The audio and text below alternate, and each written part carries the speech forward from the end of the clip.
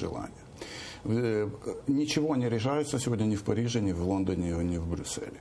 Сегодня вся политика делается в городе, который называется Вашингтон.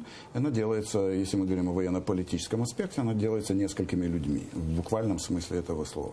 В 2014 году я имел счастье выпивать в одном из вашингтонских баров, скажем так, их там много. А нужно понимать нашим зрителям, что в любом учреждении города Вашингтон сидит украинец. Як так? Ну так вот случилось, ты понимаешь, в аппарате Белого дома сидит, в Раді нацбезпеки сидит, в Пентагоне сидит, в Госдепе сидит.